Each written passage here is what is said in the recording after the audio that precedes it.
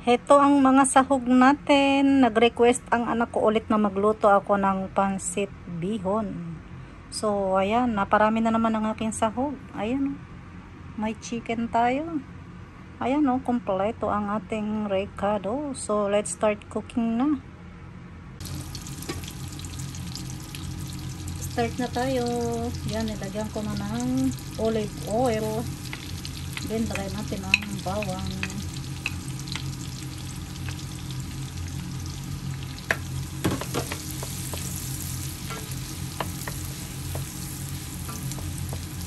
Kapag nagluluto ako, mas inuuna ko talaga yung bawang kasi gusto kong lumabas yung aroma niya. Kailangan palabasin muna yung aroma.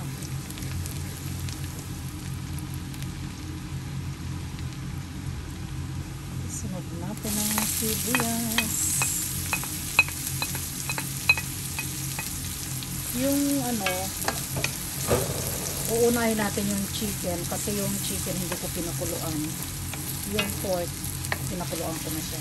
So, na yun, halos luto na yun. Kaya, uunahin natin ilagay yung chicken dahil hindi talaga siya pinakuluan. So, sautay muna natin ito.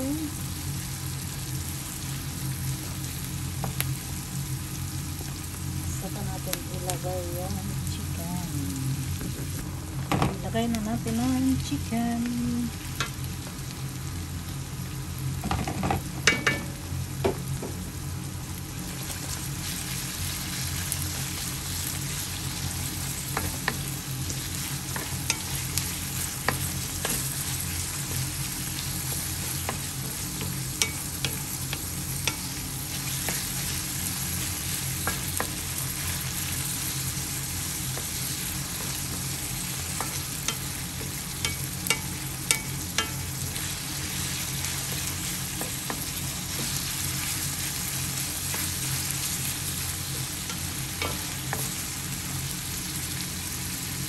Pakuluan lang natin siya ng konti.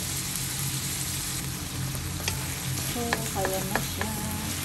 Ilagay na natin yung ibang sangkap. Ilagay natin yung pork. Pagsamahin na natin lahat. Pati liver. Saka pasok na natin lahat.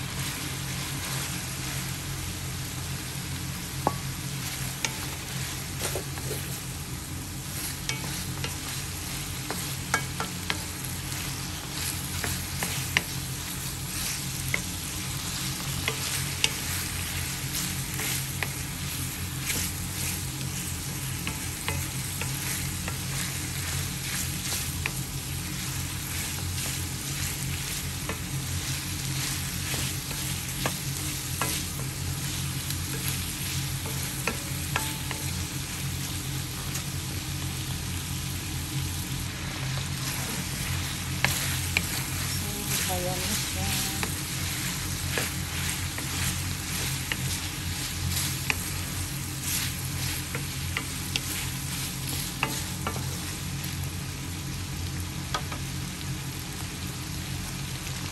Lagyan natin ng toyo.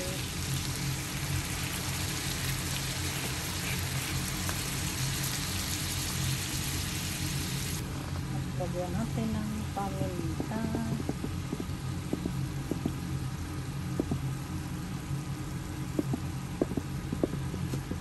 Maraming paminta, masarap.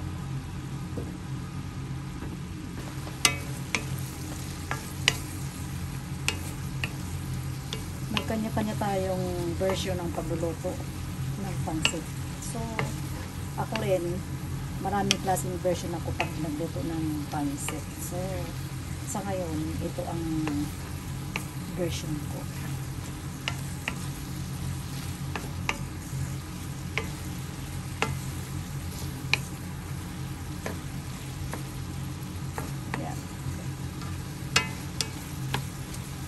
Okay na siya. So, isusunod natin yung ating mga sahog. Sunod natin ang carrots at ang bell pepper. Samayin na natin. Yung nakuha ko kasi wala kasing bell pepper kaya paprika. Kaya matigas siya. So, isabay na natin sa carrots para sabay siyang lumambot. wala ko nabiling na bell pepper, kaya paprika lang yung aking nabili. Gusto ko kasi may pula, kaya ayan.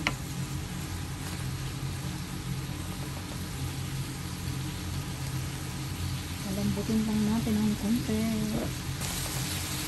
Ilagay na rin natin ng saloy para sabay-sabay na siyang lumambot. Yung mga dahon-dahon mamaya na. Sa huli na yung mga dahon-dahon.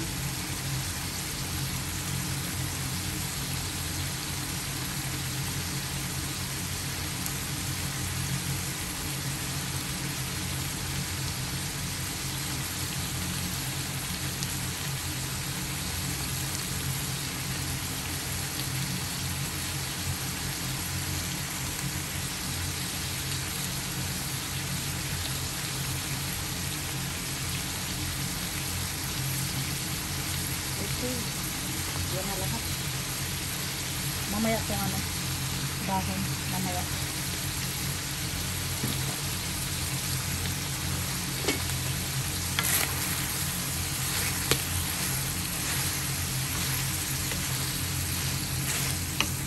Napakarami na naman ang ating sahog.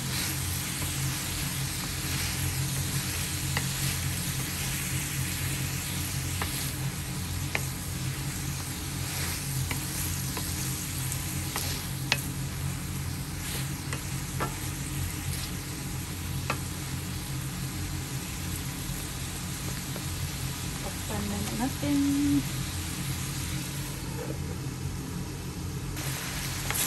Ayan na siya. Nalagay ko na rin yung hipon. Completos recados talaga tayo. Ha?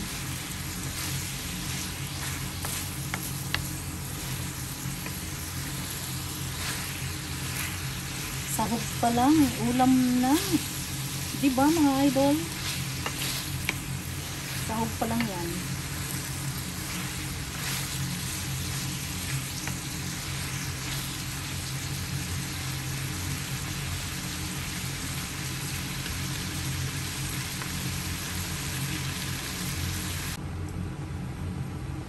Ito na, gagawa na tayo ng sabaw.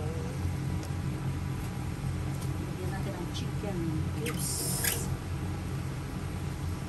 Chicken cubes para malasa. Totally malasa na siya, pero para mas malasa nila. Then, lalagyan natin siya ng maraming paminta.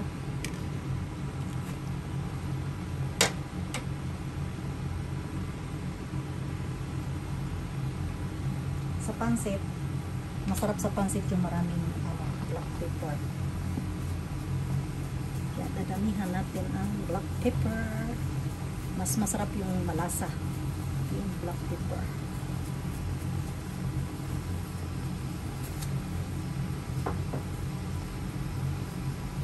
Ayan. Kumukulo na siya.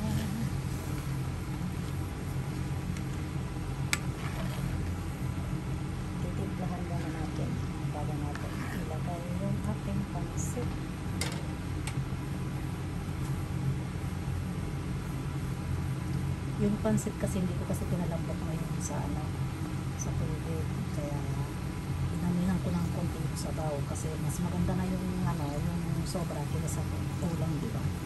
Mahirap kasi i-estimate pag yung bihon matigas. Kung marami yung sabaw, pwede naman bawasan.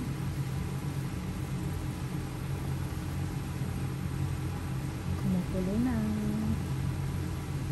Okay na yung timpla niya. Ilagay natin ito para lumabas yung lasa. Yan.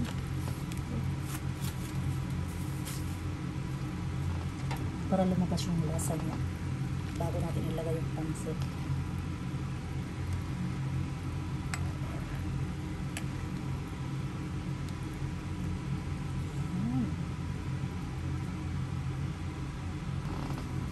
At ito, nilagay na natin ng ating bihon.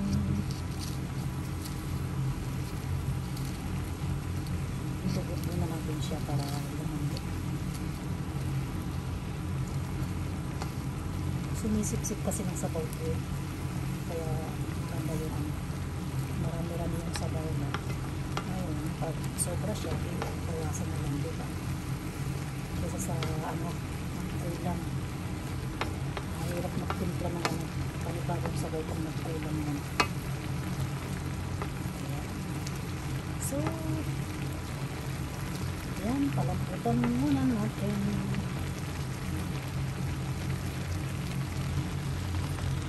So, ayan o, nakikita nyo.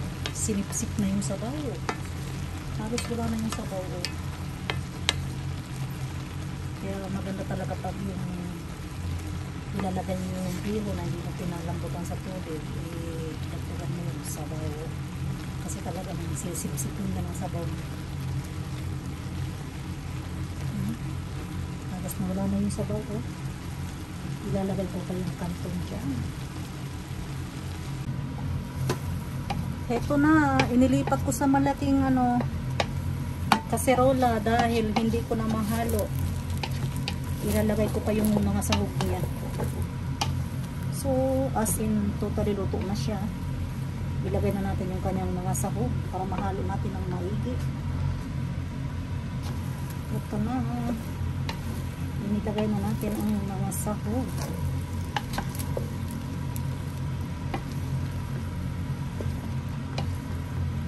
Then, ilagay na natin ang ating gulay.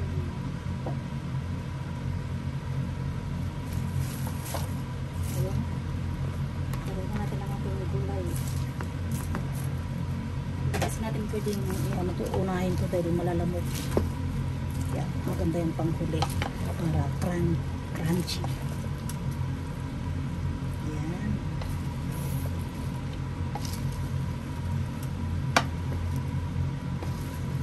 Akala mo may piestahan or may handaan sa dami ng niluto na naman. Ayan na siya. Oh. Then isunod natin yung ano, yung celery. Ayan, para mabango.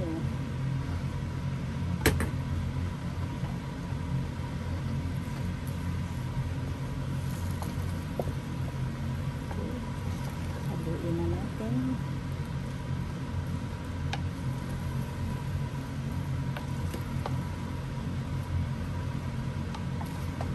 Yummy, yummy.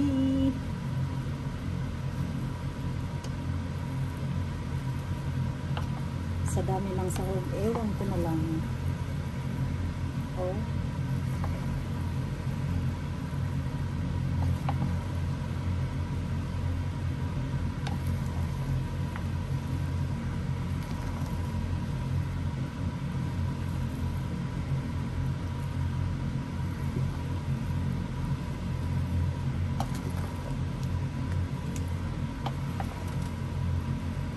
Okay, so luto na siya.